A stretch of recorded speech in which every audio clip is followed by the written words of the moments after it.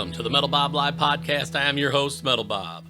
Today's show is brought to you by Legend Picks and also artist Jeremiah Kalleck. You can find links to our sponsors and more at the Metal Bob Live website. There you can also find links to the latest Metal Bob gear, including shirts, hoodies, and more. On today's show, I had the honor of speaking with singer-songwriter Mr. A.J. Croce. We discuss his latest release by request, and we also discuss how it feels to be back out on the road. So sit back, have a listen, and enjoy the show. Thank you.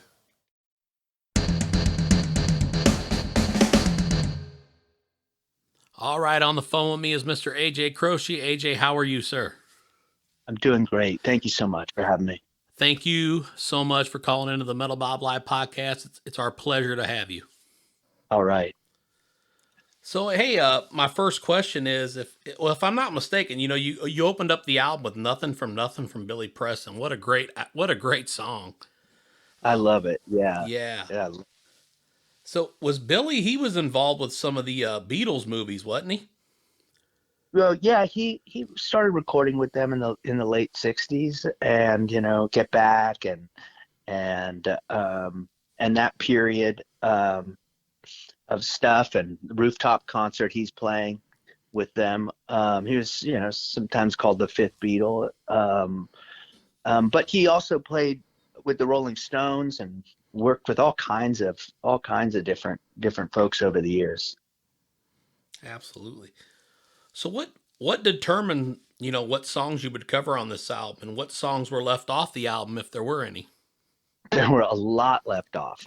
I grew up when I first started playing, I was playing, in jazz bars and piano bars and stuff like that. So, playing covers, playing standards and all of that was sort of part of my early education. So it wasn't a strange thing to play covers. I just hadn't, recorded an album in that fashion ever. And so with this, it was more about the evenings that I spent with friends who requested these tunes, which is why it's called By Request. It's sort of a house party of sorts. And each song had a sort of a great memory for me at some point in time over the last 30 years.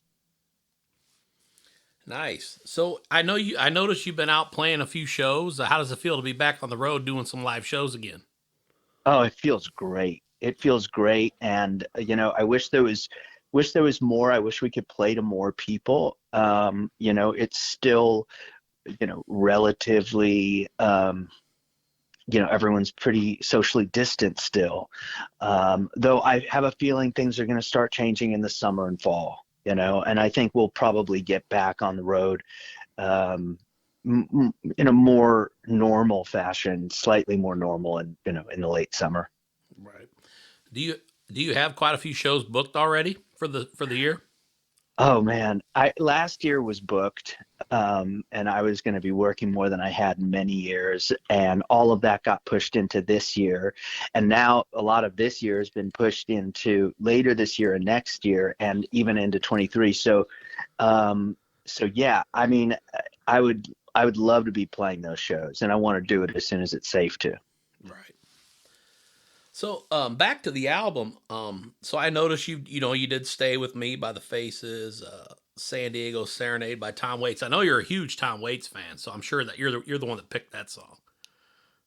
Actually, that one it's all by request. It's all different friends requested these songs. And of course I'm a Tom Waits fan. It's one of my favorite songs of his. But there's so many great ones. Same with Randy Newman. I covered a Randy Newman song on this album, and it's not necessarily even in my top 10 favorite Randy Newman songs. So I'm a huge Randy Newman fan. But it was something that, it had a special thing for me because it was just a fond memory of an evening. And the person that requested the song knew it from the Flamin' Groovies version and not as well from the Randy Newman version. So I kind of approached it with a little bit more of that rock and roll reckless abandon that the Flamin' Groovies had, but sort of tried to imagine if Little Richard sat in with them. Right. And I found it pretty cool because I mean, you had a really good wide variety of requests on this album. I mean, was there any song that got the most requests, or was there? I mean, how many songs were actually requested to be on this album? Well, like I said, these were parties at my house where I had, one, two, maybe 10 friends over or something. And, as the night went on and, there was just a few of us left, people might, ask me to play a tune, or maybe they were musicians and wanted to play a song and we played together. And so they're sort of individual requests from certain friends of mine. Um, so yeah, it wasn't as if it was a ballot where Okay, people got to request the songs. It was just from you know great memories. nice. So you kind of like a jam night. You had people over, and you just Exactly, kind of seen where it took exactly, you. exactly. That's it. So yeah, I mean, you got some great songs on here. I mean, you did a Neil Young tune, "Only Love Can Break Your Heart." I mean, what a great song! You did a great job on that song. Oh, thank you, thank you. Yeah. There was something about that song that always sort of seemed like it could lend itself to being a bit more of like a gospel style um, rendition of it, and so I had fun doing that. And I tried to, there are some songs where I play it very similar to the original, and then there's others where where I deviate just a little bit, like in the case of the Billy Preston song, change the horn arrangement around, but the basic form is still pretty much like the original.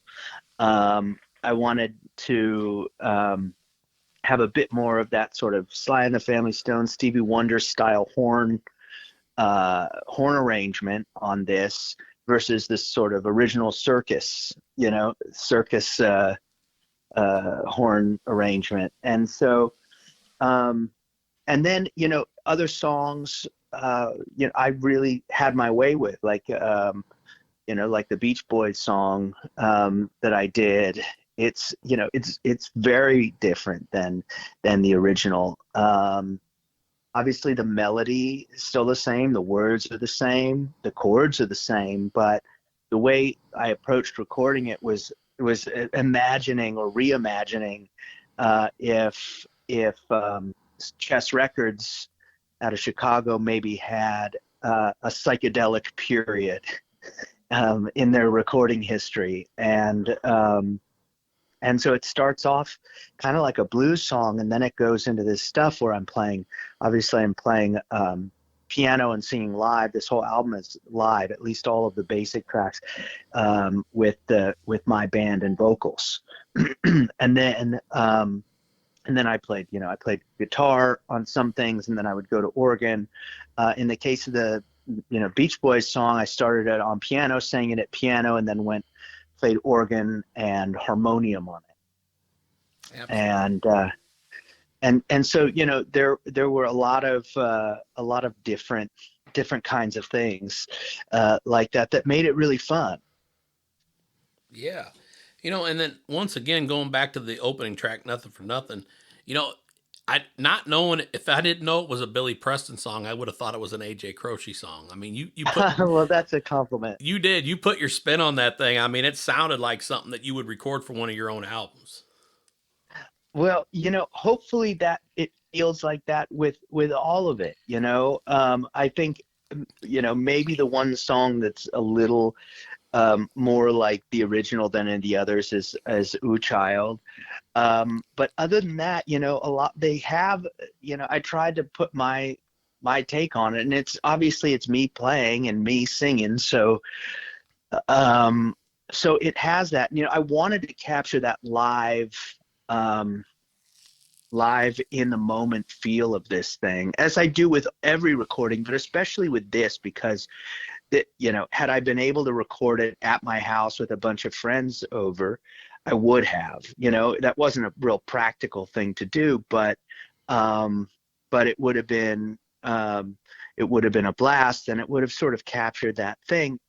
Yet we came as close as we could. We recorded in a little house, just a few blocks from where I live in Nashville. That's a great little studio. Recorded a tape and did it just like I've done most of my albums, which is live. And you did. I mean, you really did put your own take on all these covers. But I think that I think I go back to that song a lot because it is the opening track, and it kind of comes off something that maybe would have been on Just Like Medicine. I mean, that's where it kind of takes me, something from that album. Oh yeah, definitely. Definitely could. And these that was a great album to make, and it was really fun to work with Dan on that. And with that album, again, we recorded it was very live, and recorded at Dan Penn's studio in his house.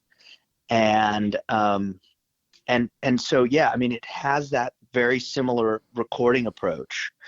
16 track, 2-inch tape. It really makes a difference. And so you do hear the similarity. Also, I bring my piano with me when I'm doing a a session for a week or something like that. And so I brought my old Steinway to the studio. I brought it to Dan's for Just Like Medicine, and I brought it to the bomb factory or the bomb shelter, and here in Nashville. It makes me feel comfortable to have my instrument, and a piano has to get moved into one of those places anyway when I record, so might as well be mine. Absolutely. So, out of all these songs that you covered on this new album, do you have one that sticks out as one of your favorites, or do you?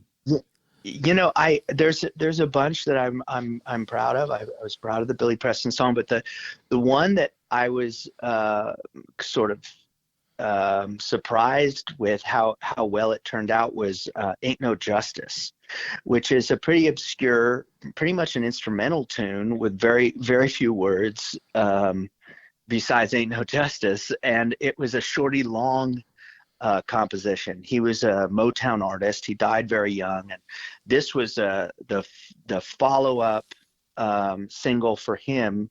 Again, really obscure Motown artist. He had one sort of small hit called "Here Comes the Judge," and then he this was his follow-up, "Ain't No Justice," and so I really had fun playing this. I moved, what he had played piano on it, I moved it to the Wurlitzer electric piano. I felt like that really made it unique, and I love playing a Whirly, so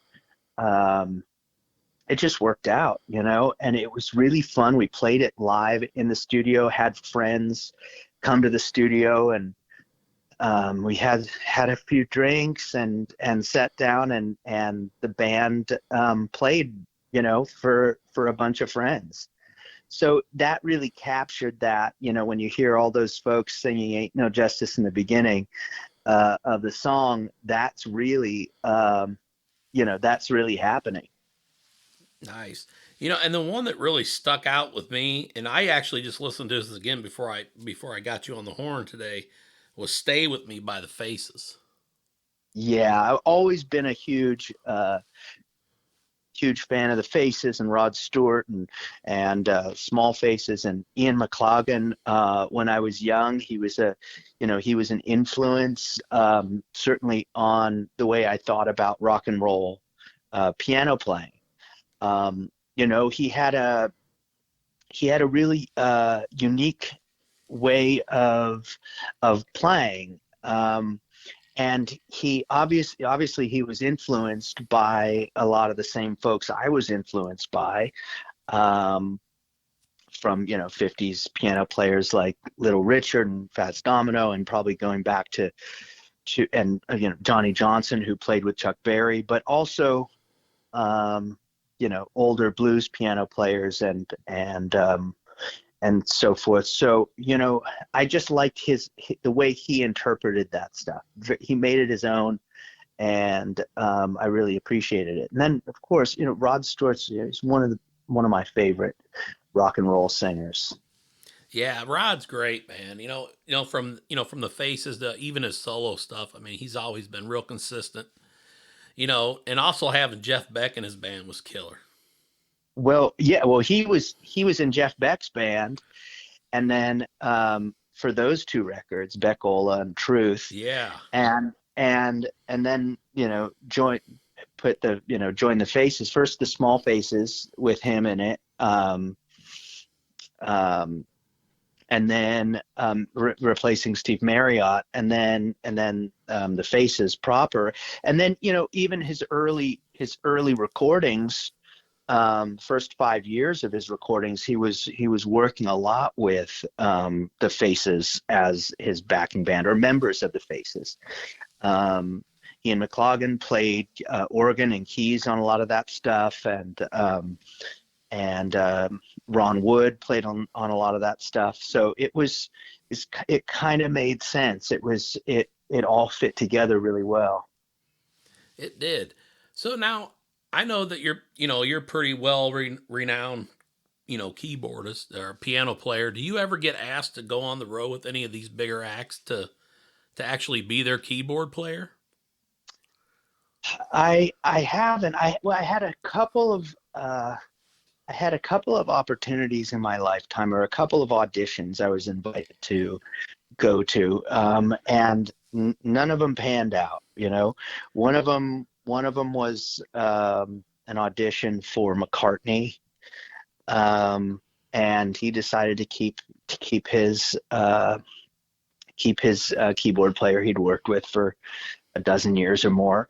And another one many years back was to play with Bob Dylan, and I found out about a day or two before the audition that he decided he hated piano players, just in general. And it was funny because we had the same manager at the time, and he called me up and apologized. He said, Bob hates piano players now, and but come to the show and come and hang out or whatever. And I went to the show in LA, I think, and he was playing piano the whole night. He didn't even play guitar, which I thought was funny. Yeah, that kind of blows my mind, especially for a guy like Bob Dylan, who's such a mastermind songwriter. I mean, piano is like the instrument to me, when you're writing a song, in my opinion. Yeah, it's always funny too for me. So in answer to your question, no, I haven't gone on a tour like that. I've sat in with a ton of different people over the years, all different kinds of folks, Waylon Jennings and Willie Nelson and the Nevilles, and I can't even name them all, but all different genres of stuff, but never done a tour like that. I mean, I think my dream gig would be playing keys with the Stones. I mean, that's the dream gig, Awesome. Getting to play all that stuff, but no, until they ask me, I'm going to keep on doing what I do. And there's this sort of a funny thing that has happened for me when I started playing guitar in my 30s, was that because I was really using it as a tool for writing and simplifying the writing. I felt like people were less likely to pay attention to my songs when I was at the piano, because I had a lot more experience. I was a much better piano player, and I think that was what people's ears gravitated towards, was the piano instead of the song sometimes. So when I started playing guitar, I think people started paying a little more attention to the songs, and my limitations ended up being advantageous, because those songs began to do well, and it was no exception with this album. the song that's done the best by far on this album has been Better Day, which is something I played on guitar with. I played acoustic and Robin Ford played electric. Nice. Yeah, and and the reason I even asked you that to begin with is because when I first seen you in concert, you were doing a Croce Plays Croce. That was a tour that I caught. It's been a few years back. Oh, okay. Yeah. I mean, I think Just Like Medicine, it just came out, and the show was phenomenal. Your songs were great. I really did notice the piano playing. Your ability was amazing. And it just blew me away. And I was just, Well, I was in awe over your piano playing. I loved the songs are great. It didn't overshadow the songs, but I did notice how great you were on the piano.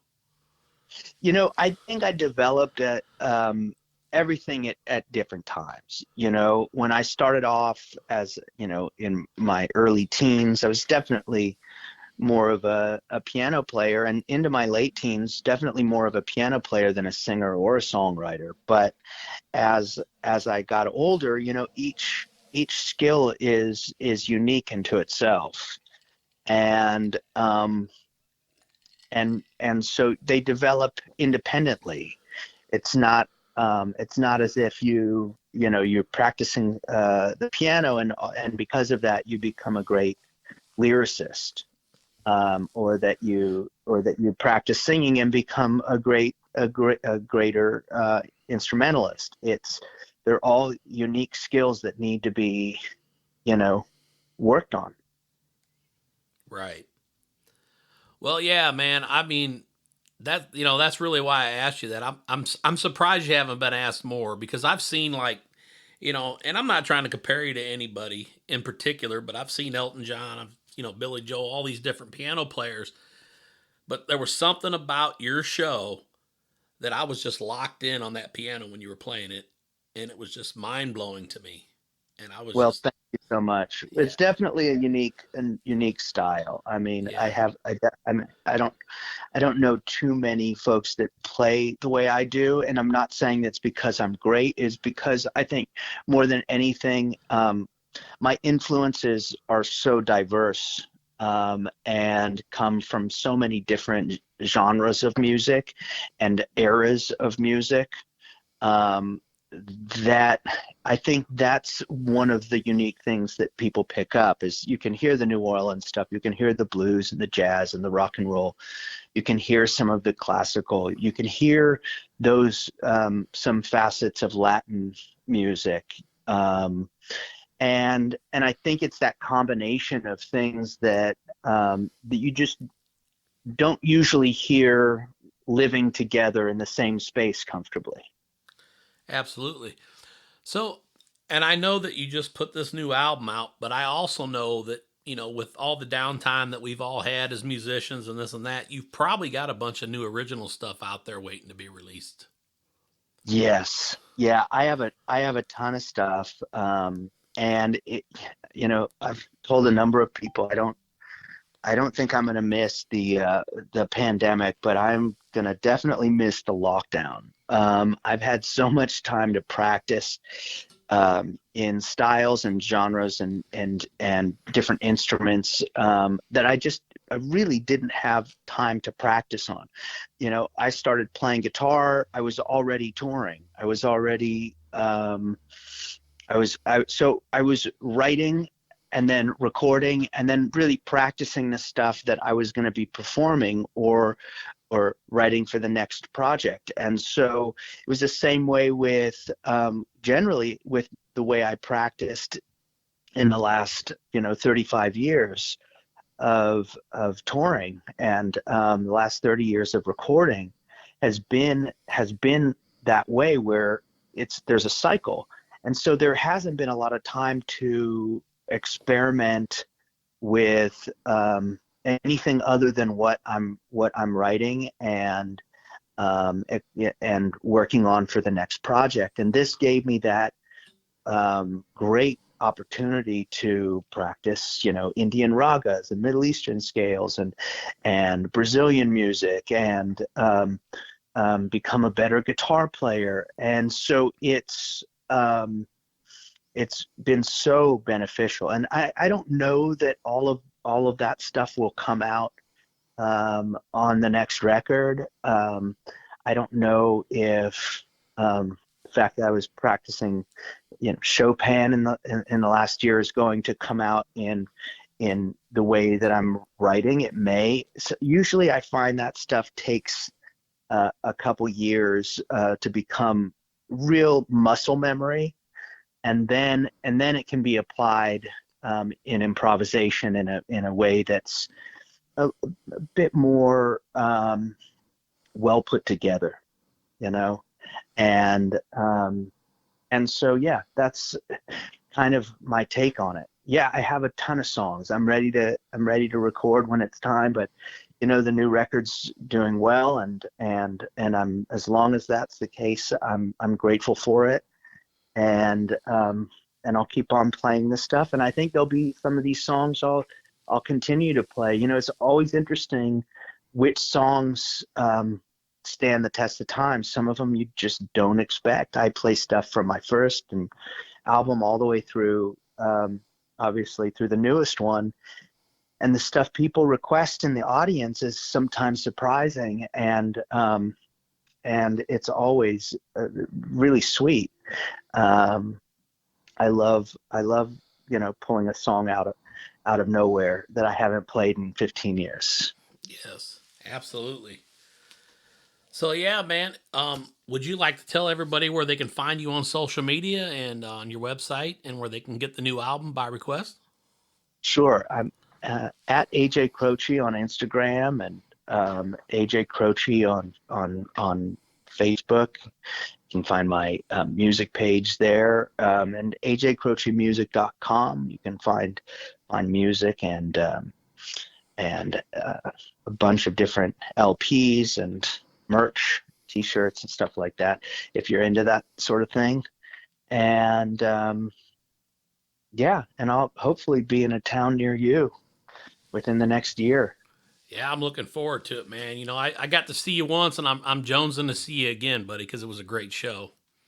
Well, thank you, and I'm sure we'll be back in your neck of the woods. I hope so. I'm looking forward to it. All right. Well, thanks for having me. AJ, thank you.